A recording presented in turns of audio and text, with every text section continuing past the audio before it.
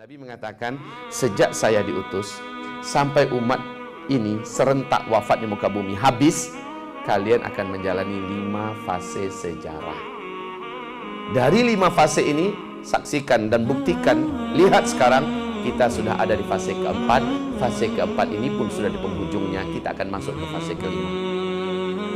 Apa yang 5 fase ini? Pertama, ahdun nubuwah, fase kenabian.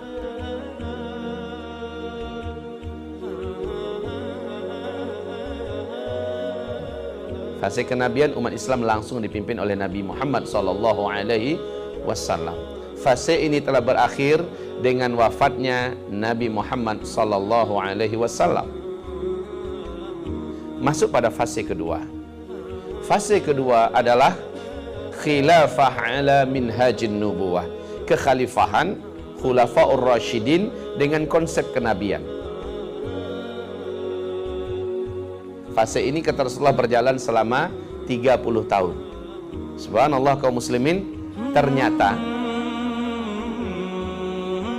Ali bin Abi Thalib selaku khalifah Islam yang keempat meninggal dunia setelah beliau dibunuh tepat 29,5 tahun.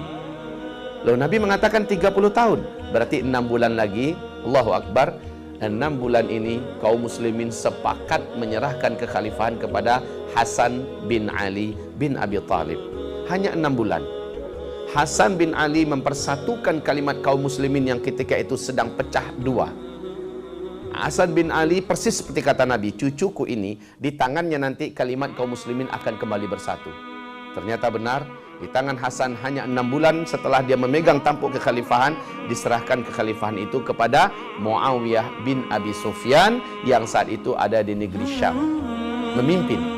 Dunia kembali menjadi satu, khilafah kembali menjadi bulat. Tapi sistem yang berlaku di tangan Muawiyah sudah sistem kerajaan.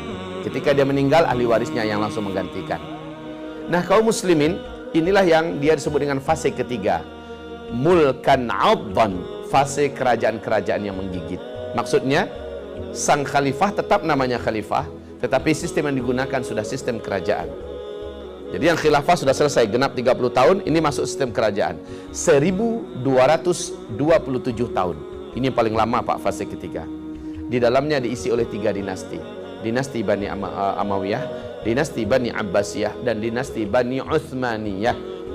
Fase ketiga ini disepakati oleh ahli sejarah telah selesai dengan tumbangnya Khilafah Islamiyah Al-Uthmaniyah di Turki pada tanggal 3 bulan Maret tahun 1924. Sekarang kita masuk pada fase ke-8 umat Islam.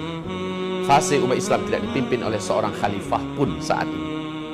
Ini disebut Rasulullah dengan mulkan jabarian, fase penguasa-penguasa yang diktator. Pada fase ini umat Islam jadi pecundang di timur dan di barat. Umat Islam jumlahnya banyak tetapi bagai buih di atas lautan. Umat Islam tidak mempunyai power apa-apa dan tidak dihargai di mana-mana. Nyawa umat Islam tidak berharga. Pada fase ini umat Islam menghadapi berbagai macam tekanan yang sangat berat. Bahkan Rasul berkata, orang yang hidup dan berislam ketika itu sebenar-benarnya berislam, mereka seperti menggenggam batu bara yang menyala. Tetap digenggam bagaikan tangan hangus dan terbakar rasanya. Dilepas maka dia terlepas dari Islam. Pada fase keempat ini umat Nabi akan murtad sejumlah 2/3 daripada total yang ada, kata Rasulullah. Fase keempat, fase kita, fase yang berat. Pada fase keempat ini nanti 4 tanda besar kiamat akan muncul. Dukhan, Dajjal, Nabi Isa turun, Ya'juj Ma'juj. Fase keempat kita ini.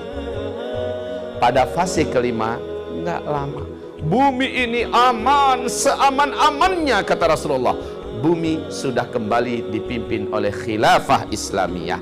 Fase kelima Nabi menyebutkan khilafah ala minhajin nubuwah, kembali hadir kekhalifahan dengan konsep kenabian. Tapi tidak lama.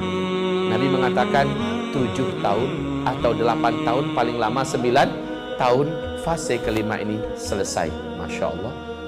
Enggak pakai 100 tahun atau 1000 tahun. Enggak.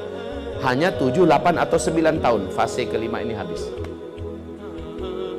Dan fase kelima ini Allah sebutkan dalam Al-Quranul Karim. Lihat surat An-Nur, surat yang ke-24, di ayat yang ke-55. Jadi kita imani fase kelima ini pasti akan terjadi, di mana bumi akan kembali dipimpin oleh khilafah Islamnya. Di fase kelima, 3 tanda besar kiamat. Matahari terbit dari sebelah barat, keluarnya binatang raksasa dari dalam perut bumi sebanyak 3 kali di tempat yang berbeda, dan terakhir bertiupnya angin lembut yang membawa kematian kepada seluruh orang-orang yang beriman.